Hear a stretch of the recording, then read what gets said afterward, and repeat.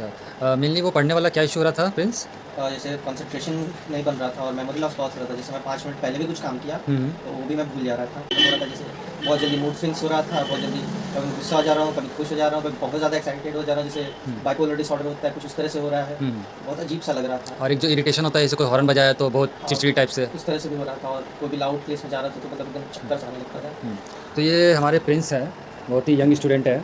इनको मेनली क्या है कि आपका C1 C2 C3 जब अफेक्ट होता है तो ये ब्रेन के फंक्शंस में प्रॉब्लम क्रिएट करने लगता है। किसी का ब्लरी विजन्स हुआ या और तरह का प्रॉब्लम्स हुआ, जैसे कि ये बता रहे हैं प्रिंस, कंसंट्रेशन का प्रॉब्लम हो रहा था, है ना, और बहुत चिड़चिड़ी लग रहा था चाहे तो कि सामने वाला समझ नहीं रहा, लेकिन आपके मन में बहुत परेशानी चल रहा है। माइंड से एकदम पूरा मेंटली एक बोला जाता है ना, टॉर्चर टाइप का अंदर से हो रहा है, चिड़चिड़ी लग रहा है, गुस्सा लग रहा है, पढ़ नहीं पा रहे हैं, है ना। तो अभी पहला सेशन लेने के बाद क्या था स्थिति आपका? पहला सेशन के बाद मैं आइज़ अपना फोकस कर पा रहा था और पहले यहाँ पे मतलब बहुत मतलब जैसे पेन यहाँ से शुरू होता था और यहाँ तक रेडिएट करता था, तो वो चीज़ ख़त्म हो गया।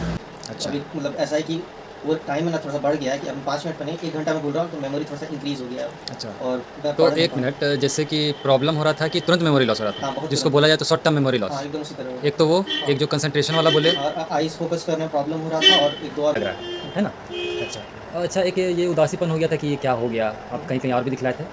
हाँ, मतलब दिखाया था लेकिन फिर बोला कि मेरे को लग नहीं रहा कि प्रॉपर हो रहा है तो मैं खुद ही रिसर्च किया। तो फिर चेक किया तो फिर लगा कि यहीं पर ऑक्सीपिटल न्यूरैल्जिया है। यहाँ पे दोनों से क्या होता है ओवरली कंप्रेस हो जाता है और बहुत सीवियर कंप्रेशन होता है तो उस वजह से हो रहा है। और मेरे को बस इतना ही पता था तो मैं उसी।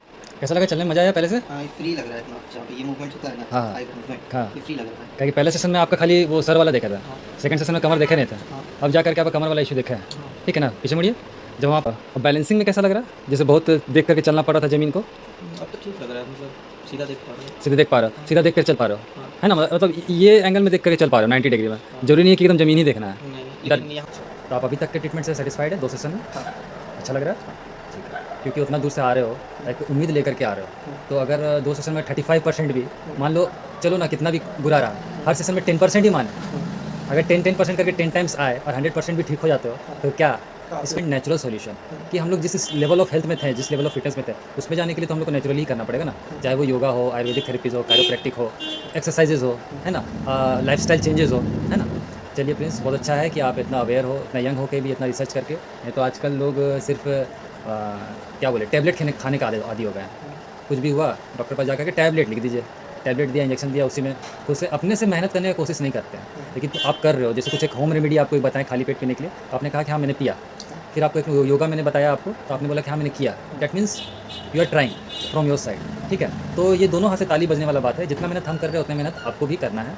तो चलो लेट्स होप कि जब टू टाइम्स में एटलीस्ट 35% हुआ है 2 सेशन में, तो 7-8 सेशंस तक जाते जाते हम लोग इसको अबव 90% ले जाएंगे, ठीक है। चलो ठीक है, थैंक यू प्रिंस।